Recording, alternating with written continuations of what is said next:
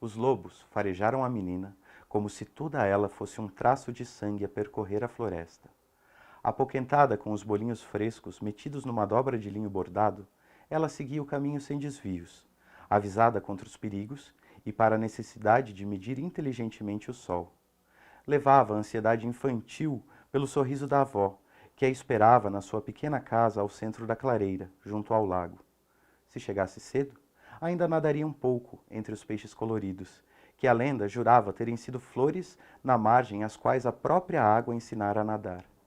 Da janela do quarto da avó, onde esta se deitava para descansar durante as tardes, via-se bem o lago. Era por isso que a senhora dizia colecionar estrelas. Deitadas à água, cintilavam continuamente, noite e dia, talvez bolidas pelas flores ou pela vontade de tornarem a voar. Ali, a menina tantas vezes nadava, também ela dividida entre ter alma de flor ou de peixe. De tão pura, também a menina cintilava. As pernas curtas da criança pormenorizavam demasiado o percurso. Eram passinhos pequenos para o gigante da floresta. Serviam de veículo lento, por mais que se atarefasse. Pensava sempre que a avó ficaria feliz e que partilhariam os bolos e ainda se contariam histórias e espantariam sempre. Inventavam histórias e esbugalhavam os olhos igual a verem maravilhas. Por isso, mais se aligeirava, distraída na pressa, cheia de antecipação. Talvez por estar distraída, ainda que obediente ao cuidado de por ali andar, a menina não percebeu os lobos indo e vindo mais em redor, despontando os focinhos entre a vegetação, fungando, manhosos, mudos, à espera, pensando. Os lobos pensavam coisas terríveis. Ela só via as árvores e os feixes de luz que desciam em formas acesas por entre as copas cerradas. Parecia-lhe que a floresta se fazia de caixa mágica, onde o que se acendia e apagava procurava imitar seres de outro mundo. Seres que se mexiam, quase dando passos iguais aos dela. Era o que sentia, que atravessava a floresta como quem testemunhava uma longa fantasia. Até a sua avó, tão verdadeira e concreta no generoso abraço, lhe chegava a soar como uma fantasia enfim perfeita. Claro que teria de apressar-se. Todas as pessoas se apressam quando vão ao encontro da perfeição. É como irem ao encontro da felicidade. E os lobos chegavam.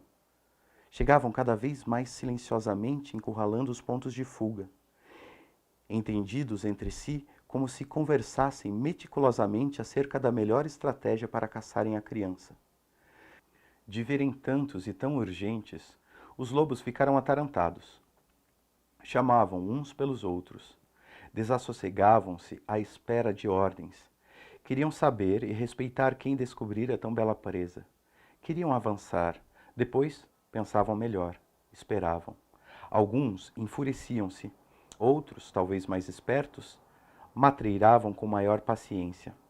Na confusão, uma loba trouxe o filhote, que brincava com as próprias patas, tropeçando e espanando borboletas. A mãe obrigava-o ao silêncio, mas ele não sabia que gestos eram silentes e que gestos provocavam ruídos. A vida ainda era inteira uma surpresa. O lobito apenas sabia brincar.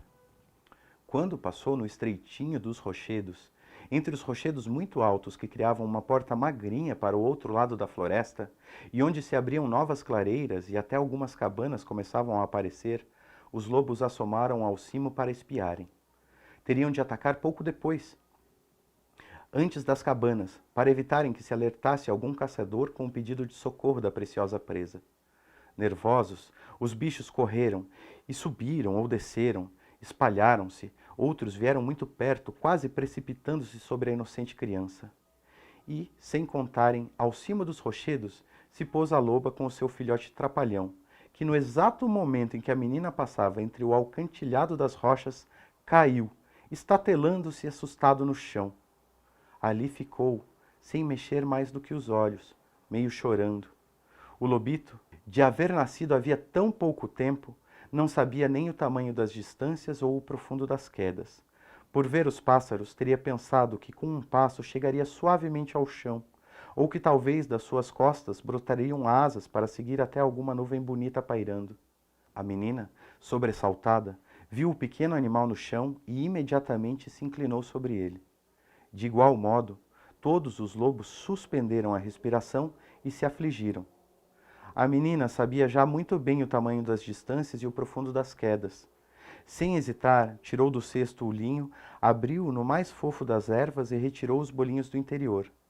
Depois, com mãos de algodão, recolheu o lobito e ali o deitou, cobrindo-o. Aconchegou-o no cesto e, com o cesto muito seguro de encontro ao peito, partiu em corrida. Ficaram os bolinhos desordenados pelo chão, quando logo um grupo de formigas os cobiçaram. A mãe loba, em corrida tanto quanto a menina, descia a encosta e todos os lobos pensavam nela e se juntavam. A menina era como um traço de sangue sagrado que corria pela floresta. E corria carregando o cesto de maneira a que fosse o mais veloz e perfeita possível. Não conteve as lágrimas.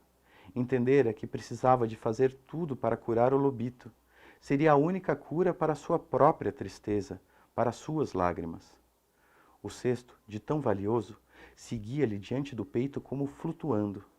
Assim chegou à casa bonita da avó.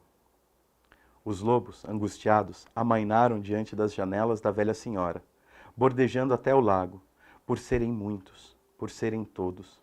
E a avó e a menina, a partir das mesmas janelas sempre abertas, ali os viram finalmente.